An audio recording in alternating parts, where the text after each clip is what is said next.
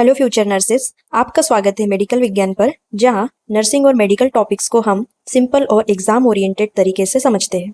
आज का टॉपिक है वाइटल साइन, जो हर नर्सिंग ऑफिसर एग्जाम के लिए बहुत ही इंपॉर्टेंट है। वाइटल साइंस सिर्फ रीडिंग नहीं होते हैं, ये हमें पेशेंट के हेल्थ के बारे में सबसे पहला सिग्नल देते हैं और एग्जाम पॉइंट ऑफ व्यू से ये बहुत ही इंपॉर्टेंट टॉपिक है।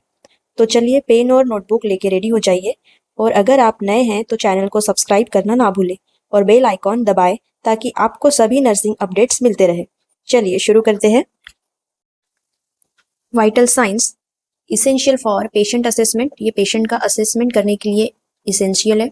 And early detection of clinical deterioration, deterioration means worse condition, तबीयत बिगड़ जाना, तो ये डिटेक्ट करता है तबीयत में कुछ कम ज़्यादा हो रहा है और पेशेंट का असेसमेंट करता है। सो डेफिनेशन है, vital signs are clinical measurements that indicate the state of patient's essential body function. vital sign ये clinical measurements है जो indicate करता है state of patient's essential body function, जो essential body function है, cardinal signs है, वो indicate करता है। So चलिए देखते हैं vital signs। total 5 primary vital sign है। फर्स्ट है temperature, second pulse, third respiration, fourth blood pressure means BP and SpO2. SpO2 means oxygen saturation. And bonus point है pain. Sixth vital signs pain है, considered additional vital sign in clinical practice. So हमारा पहला vital sign है body temperature. ये normal होता है 36.5 degree Celsius to 37.5 degree Celsius. अगर Fahrenheit में कहे तो 97.7 degree Fahrenheit to 99.5 degree Fahrenheit. Body temperature measure करने की साइट्स है oral, rectal and axillary tympanic. Rectal में मोस्ट एक्यूरेट वैल्यू आती है और कॉमनली एक्सिला से टेम्परेचर लिया जाता है। ओरल से भी लिया जाता है, लेकिन ओरल चिल्ड्रन में कॉन्ट्रा इंडिकेटेड है। सो अभी जानेंगे फीवर। फीवर मीन्स पायरेक्सिया, इसका दूसरा नाम है पायरेक्सिया। फीवर मीन्स जब नॉर्मल टेम्परेचर से ज़्यादा अगर बढ़ जाए टेम्परेचर, बॉडी टेम्परेचर, तो उसे फीवर कहते हैं। Means more than 38 point Celsius से अगर बढ़ेगा तो उसे फीवर कहा जाएगा या पायरेक्सिया कहा जाएगा। सो इसमें भी कुछ इंपॉर्टेंट टर्म्स है जो एग्जाम में क्वेश्चन पूछता है। फर्स्ट है हाइपोथर्मिया। हाइपो मीन्स स्लो या फिर low, thermia body temperature less than 35 degree Celsius. Hypothermia less than 35 degree Celsius. Next है low pyrexia 99 degree to 100 Fahrenheit. Moderate pyrexia 100 degree to 103 degree Fahrenheit. Low pyrexia 103 to 105 degree Fahrenheit.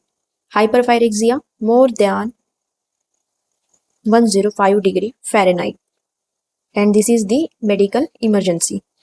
एफेब्राइल आपको hospital side में files में दिखेगा कि doctors notes में एफेब्राइल लिखते हैं, उसका मीनिंग होता है नो फीवर। आई होप आपको समझ में आ रहा होगा। आपको आज की क्लास कैसी लग रही है प्लीज़ कमेंट में ज़रूर बताएं। सो टेम्परेचर मेज़र करते हैं थर्मोमीटर। थर्मोमीटर के भी पार्ट्स होते हैं, उसे हम देख लेते हैं। ये सिलेंड्रिकल शेप का जो स्ट्रक्चर होता है उसे बल्ब कहा जाता है, ये भी एग्जाम में पूछता है। और यहाँ से लेके यहाँ तक इसको कहा जाता है स्टेम। ऐसे दो पार्ट्स होते हैं और बहुत इंपॉर्टेंट है। ये सिलेंड्रिकल शेप में जो दिख रहा है उसे बल्ब कहा जाता है, और यहाँ से लेके तो यहाँ तक स्टेम कहा जाता है। उसके बाद ये एक स्केल है, मेजरिंग स्केल है, जिस पे सेल्सियस और फ़ारेनहाइट में रीडिंग लिखी हुई होती है, और इस प्लेस में मर्क्यूरी प्रेजेंट होता है। नेक्स्ट है पल्स। तो आइए जानते हैं पल्स को। पल्स को हार्ट रेट भी कहा जाता है। सो नॉर्मल रेट है 60 to 100 beats per minute in adults. ये बहुत इंपॉर्टेंट है, एग्जाम में पूछा जाता है। पल्स को मेजर करने के भी कॉमन साइट्स होते हैं। रेडियल मोस्ट यूज्ड, रेडियल से मैक्सिमम टाइम्स पल्स चेक किए जाते हैं। कैरोटिड, ये इमरजेंसी कंडीशन में काम आता है। ब्रैकियल, अपाइकल, अपाइकल से भी क्वेश्चन पूछे जाते हैं। मोस्ट रिलायबल साइट है ये, और मोस्टली नियोनेट्स एंड चिल्ड्रन पर यूज होती है, अपाइकल। नेक्स्ट है पल्स कैरेक्टरिस्टिक्स। पल्स के कैरेक्टरिस्टिक्स है rate, rhythm, volume. Rate means number of pulse पर मिनट। इसका रेट मीन्स क्या आएगा, नंबर ऑफ पल्स पर मिनट, एक मिनट में कितने टाइम्स पल्स मेजर हुए, ये इसका रेट है। रिदम मीन्स रेगुलर है या इरेगुलर है, एक ही रिदम में है, रेगुलरिटी सेम मेंटेन है या बीच बीच में कहीं रुक रहा है फिर शुरू हो रहा है, रुक रहा है या इरेगुलर है। नेक्स्ट है volume. Volume means force. Force कैसा होगा, थ्रेडी हो सकता है, बाउंडिंग हो सकता है, नॉर्मल हो सकता है। Force of the blood that fell during each beat. जब हम आर्टरी पे फिंगर रखेंगे और उसे चेक करेंगे, फील करेंगे पल्स को, तो हमें फील होगा हर एक बीट पे उसका फोर्स कैसा है, हर बीट पे फोर्स सेम है या फिर डिफरेंट है। पल्स रिलेटेड भी कुछ टर्मिनोलॉजी है, वो देख लेते हैं। Bradycardia means less than 60 beats per minute. Tachycardia, ये बहुत इंपॉर्टेंट है, एग्जाम में कई बार क्वेश्चन पूछ चुका है। Tachycardia more than 100 beats per minute. Pulse deficit means difference between apical and radial pulse. Exam में बहुत बार पल्स डेफिसिट निकालने को कहा जाता है, तो ये किसका डिफरेंस बिटवीन रहेगा, अपाइकल एंड रेडियल पल्स का डिफरेंस रहेगा। तो चलिए दोस्तों नेक्स्ट बात करते हैं रेस्पिरेशन, जो हमारा थर्ड वाइटल साइन है। रेस्पिरेशन आप सभी को पता है, जो हम एक्सेल और इनहेल करते हैं वही रेस्पिरेशन होता है। एक्सेल और इंस्पिरेशन मिलाकर जो प्रोसेस बनती है उसी को रेस्पिरेशन कहा जाता है। सो इसका नॉर्मल रेट है 12 to 20 breath per minute in adults. ये भी इंपॉर्टेंट है, प्लीज नोट कर लीजिए, यहाँ से भी क्वेश्चन पूछता है। सो इसका भी कैरेक्टरिस्टिक्स है, हमें कैसे ऑब्जर्व करना है, तो ये 3 पॉइंट पे डिपेंड है, rate, rhythm and depth. What is rate, number of time पर मिनट्स, एक मिनट में कितनी टाइम ब्रीथ पेशेंट ने लिया है। लेकिन ब्रीथ हम चेक कर रहे हैं, रेस्पिरेशन चेक कर रहे हैं, तो हमें या तो इनहेल चेक करना है, इनहेल चेक करना है या फिर एक्सेल चेक करना है, दोनों काउंट नहीं करना है, कोई एक ही काउंट करना है। या तो इनहेल ही कर रहे हैं तो बस इनहेल को ही ऑब्जर्व करना है, कितनी बार पेशेंट इनहेल कर रहा है, वही हमारा नॉर्मल रेस्पिरेशन निकल के आ जाएगा एक मिनट के लिए। नेक्स्ट है rhythm. Rhythm means equal interval between two respiration. दो रेस्पिरेशन के बीच में कितना इंटरवल है, और सारे दो रेस्पिरेशन के बीच में क्या इक्वल इंटरवल आ रहा है, उसी रिदम में चल रहा है, रेगुलर चल रहा है, तो उसे हम रिदम का कहते हैं। नेक्स्ट है depth. Depth means movements of chest, deep और शैलो। डीपली रेस्पिरेशन हो रहा है या फिर शैलो रेस्पिरेशन हो रहा है, वो हमें ऑब्जर्व करना है। रेस्पिरेशन चेक करते समय पेशेंट को बताना नहीं है कि हम आपकी सांस काउंट कर रहे हैं, नहीं तो पेशेंट कॉन्शियस हो जाएगा, तो हमें एक्यूरेट रीडिंग, ओरिजिनल रीडिंग नहीं मिलेगी। तो कभी भी ध्यान रखना है, रेस्पिरेशन चेक करते समय पेशेंट को नहीं बताना है। अब देखते हैं हम एबनॉर्मल टर्म्स रेस्पिरेशन से रिलेटेड है, इस पे एग्जाम में क्वेश्चन पक्का आते हैं, तो आप नोट करके रख लीजिए। फर्स्ट है tachypnoea. Tachy means high and brady means low, so tachypnoea. Tachypnoea means जब रेस्पिरेशन नॉर्मल से ज्यादा रहेगा उसे हम टैकीपनिया कहेंगे। नेक्स्ट है ब्रैडीपनिया, मीन्स जब रेस्पिरेशन नॉर्मल से लो रहेगा उसे हम ब्रैडीपनिया कहेंगे। नेक्स्ट है apnoea. Apnoea means absence of breathing, means no breathing. Next है, इसको और एक वर्ड आता है cessation of breathing, stoppage of breathing. Next है dyspnoea. Dyspnoea means difficulty in breathing, patient को सांस लेने में डिफिकल्टी फील होगा। नेक्स्ट है orthopnoea. Orthopnoea means difficulty breathing while lying flat, जब पेशेंट रेस्टिंग पोजीशन में है, लेटा हुआ है, लाइंग डाउन है, तब पेशेंट को सांस लेने में दिक्कत होगी, तकलीफ जाएगी। तो इससे एग्जाम में जरूर क्वेश्चन आते हैं, नोट करके रख लीजिए।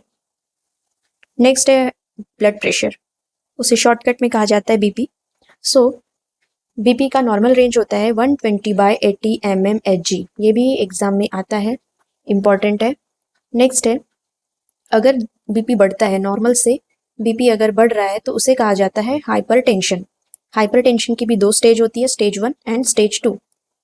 स्टेज 1 में बीपी ये है 120/80, सो 120 को कहते हैं सिस्टोलिक एंड 80 को कहा जाता है diastolic.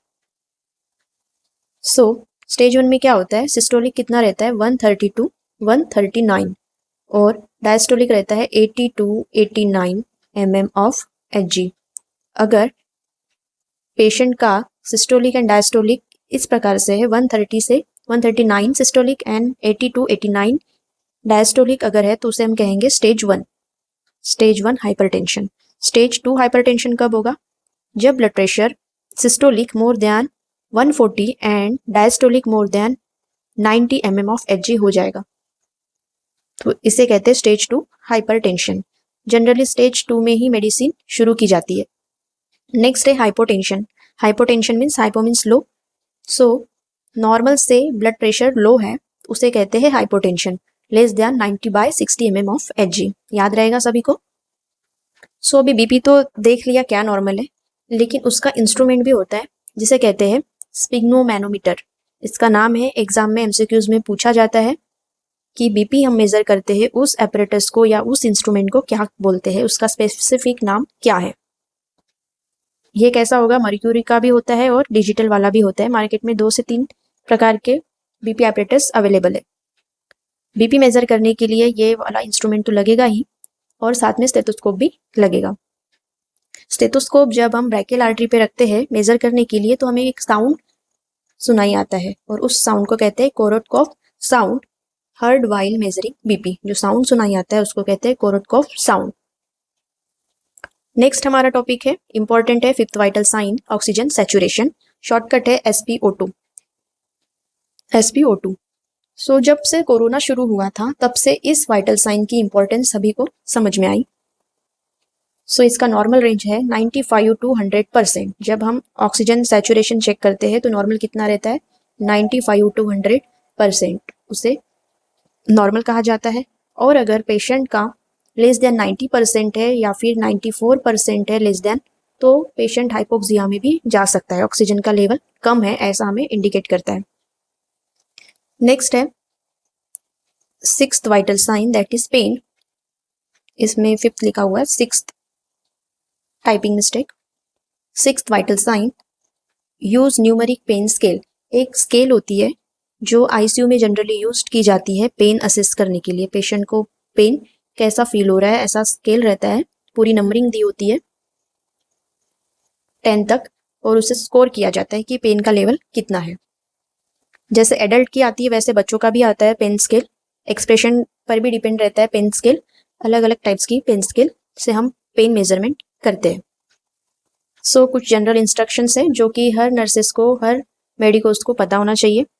Always record time, site and method use. जब भी हम वाइटल साइन लेते हैं पेशेंट का तो हमें रिकॉर्ड करके रखना है। क्या रिकॉर्ड करके रखना है? टाइम रिकॉर्ड करना है, कब हमने वाइटल साइन चेक किए, कौन सी साइट से चेक किए एंड क्या मेथड यूज किए।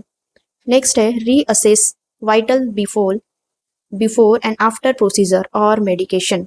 जब भी नर्सेस कोई प्रोसीजर कर रहे हैं या पेशेंट पे कोई प्रोसीजर हो रही है या फिर मेडिकेशन दिया जा रहा है तो उसके पहले and after vital signs check करनी है। नेक्स्ट पॉइंट है report any abnormal findings immediately. अगर कोई भी एबनॉर्मल वाइटल साइंस मेजरमेंट दिखते हैं तो तुरंत इन्फॉर्म करना है हायर अथॉरिटीज को और डॉक्टर्स को। नेक्स्ट पॉइंट है maintain patient privacy and comfort while measuring. जब भी हम वाइटल साइन लेते हैं तो पेशेंट को प्राइवेसी देनी चाहिए एंड पेशेंट को कंफर्ट फील कराना चाहिए, तो ही हमारा जो नॉर्मल वाइटल पैरामीटर्स है वो करेक्ट आएगा। जो एग्जैक्ट पेशेंट का है वही रीडिंग आएंगी। सो ये था आज का हमारा वाइटल साइन पे शॉर्ट वाला क्लास। अगर आपको वीडियो अच्छी लगी तो लाइक करिए, शेयर करिए एंड प्लीज़ सब्सक्राइब करिए। Thank you.